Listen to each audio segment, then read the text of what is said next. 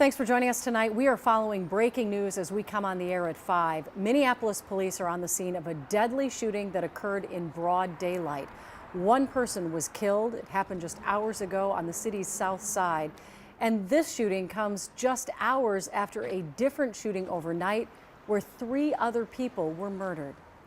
Thanks for joining us tonight. I'm Julie Nelson. And I'm Rena Sargentopoulos. In the last few hours, police have been sharing new details about both of those shootings. Both happened in the Midtown Phillips neighborhood. The first happened just before midnight near the intersection of 25th Street East and Bloomington Avenue. The second just blocks away near 17th Street and Cedar. That was about 1 o'clock this afternoon, as we mentioned. And in this afternoon's shooting, the Minneapolis police chief shared some horrifying details about people caught in the crossfire. We have live team coverage tonight. Jessica Hart heard from Mayor Frey today about the impact on the community. But we begin with Joe McCoy breaking down exactly what happened in just a matter of hours. Joe? Julie, a total of 6 individuals were shot in these 2 separate instances, happening just 13 hours apart from each other and only 3 blocks away from each other. 4 of those victims have died and 2 others are in the hospital facing life-threatening injuries. Police Chief Brian O'Hara says they believe all of these victims are part of the Native American community. Let's take a look at some video from that first shooting.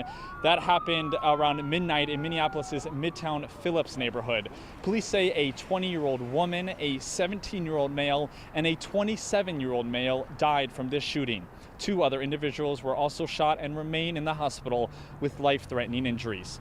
Chief O'Hara says this shooting is likely gang-related, and MPD is working through leads and through the evidence to find those involved.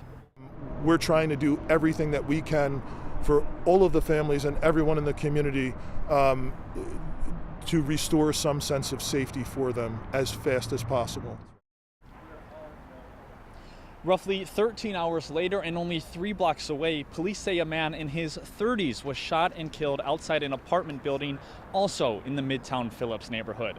Police Chief Brian O'Hara says because of the close proximity of the shootings, they suspect they may be related. The chief also says that a bullet passed through an SUV and nearly missed an infant and a toddler who were inside that car. An infant and a toddler. We've been hearing from people in the community that they believe people know what's going on here. And that's why, just like I said last night, we need people from the community to come forward, even anonymously, and help us. Police Chief O'Hara says there will be an increased police presence in the area. And the Minneapolis Police Department, they have been talking about how proud they are of the progress that is being made with the lack of shootings in Minneapolis over these past 5 months. Police Chief Brian O'Hara says these shootings show just how fragile that progress can be. Rena and Julie, we'll send it back to you guys. All right, thank you, Joe. Just absolutely frightening. Jessica Hart continues our live team coverage after hearing from the mayor just a few hours ago. She joins us now with more on the impact on the community. Jessica? Julie, we got to this shooting scene about 1:30. The mayor arrived 30 minutes later, and when he got here, he made it very clear that he's going to do whatever he can to make sure that these crimes get solved. Now, just about an hour before the deadly shooting today, community members were back at the site of last night's shooting to lay down flowers near a small tree. Now, this deadly shooting happened at the intersection of 25th Street and Bloomington Avenue in the Midtown Phillips neighborhood. The bodies were found in this alleyway. Now, those community members who came there to lay down those flowers tell us that they were there to pay their respects. They said that they knew one of the victims from last night's shooting and wanted to offer a blessing.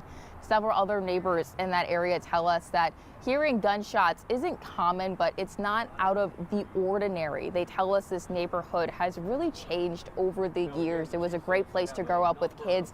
Now they tell us they're scared, they're anxious, they're nervous. They feel like they have to look over their shoulders. They worry for their loved ones.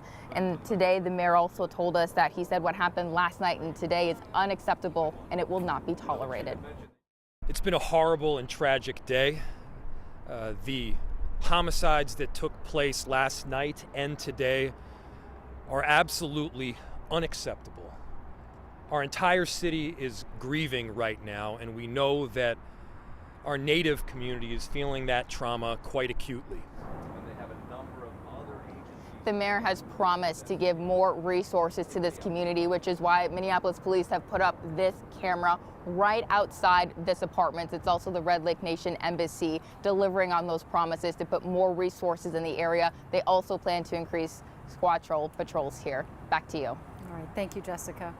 And just in the last 20 minutes, we received a statement from the Red Lake Nation acknowledging today's shooting that happened right outside the Red Lake Nation Embassy, as Jessica mentioned. They say they have been in touch with Minneapolis city leaders, adding that they'll have additional security members in and around the building as well, around the clock for the foreseeable future. And of course, our crews are staying on the scene, working to learn new details about these tragic shootings. We will bring you the very latest updates on KARE11.com and on our air on KARE 11 News at 6.